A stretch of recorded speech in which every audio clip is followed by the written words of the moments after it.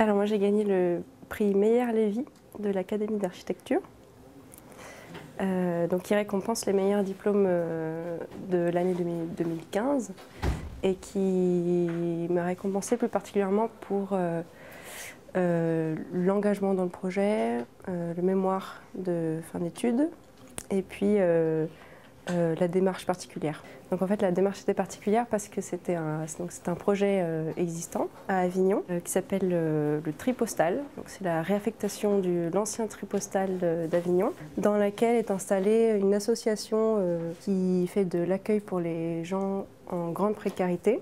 Et donc cette association elle est installée dans des Algeco dans la cour et ils veulent investir tout le bâtiment. Donc c'est un très gros bâtiment industriel de 3 étages qui font chacun 800 mètres carrés.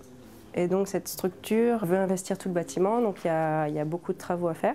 Et donc moi en fait je suis allée à leur rencontre à Avignon, j'ai passé beaucoup de temps avec eux pour comprendre déjà à qui je m'adressais, donc les gens de la rue, l'association, comment ils travaillent, quel type d'espace leur convient.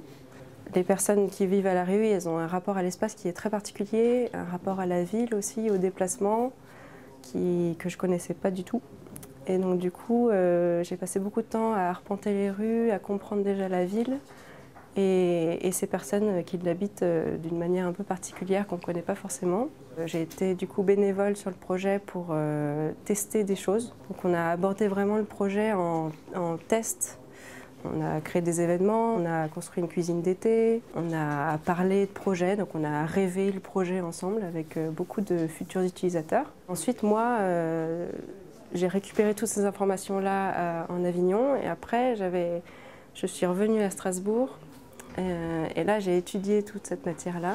J'ai proposé un projet, donc proposé une vision de la transformation du tri postal à Avignon. Donc en fait, ce grand bâtiment, il voudrait en faire donc un lieu d'accueil pour les sans-abri, un lieu associatif, donc un lieu ouvert aux associations qui peuvent y trouver un espace de travail ou d'événements particuliers.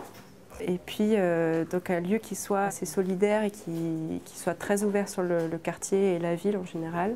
Il y avait pas mal de recherches architecturales pour proposer des espaces qui correspondent à des manières de vivre l'espace particulier. Donc c'est pas forcément évident, on n'a pas les mêmes codes spatiaux que des gens qui vivent dans la rue et qui du coup supportent parfois et très souvent très mal l'enfermement, le cloisonnement. Donc il y avait toute une réflexion sur comment on accueille ces personnes-là, comment on les aide à évoluer, à se réinsérer.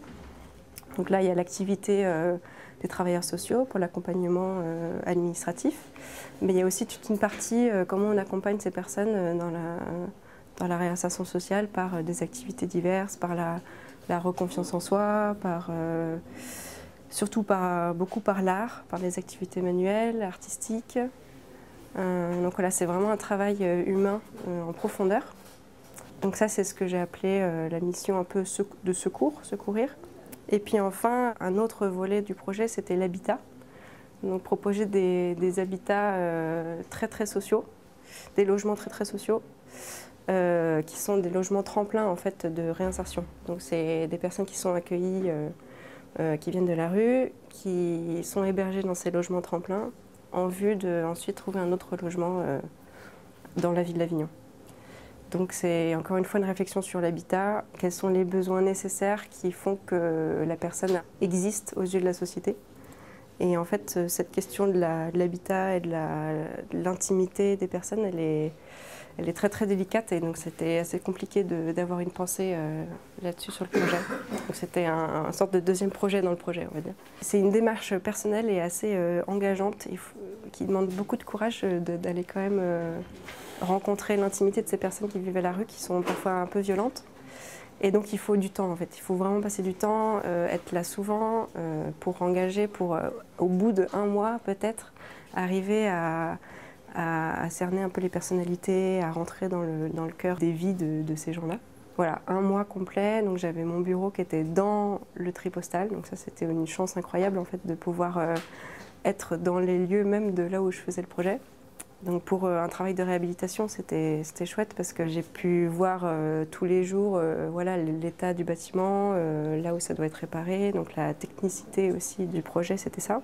La réhabilitation d'une friche. Donc voilà, ça a pris 2 semaines, 1 mois. Et puis aussi quand même beaucoup de contacts. En fait, je suis toujours en contact avec eux et je continue de les accompagner pour qu'ils puissent devenir un ERP, un établissement recevant du public. Donc c'est aussi une démarche qui va au-delà du projet de fin d'études. Là, j'ai déposé un dossier à la mairie pour que voilà, qu'ils puissent s'ouvrir au public. Donc c'est voilà, les accompagner en fait dans toute leur histoire, sur place ou même en contact par mail ou par téléphone. Voilà.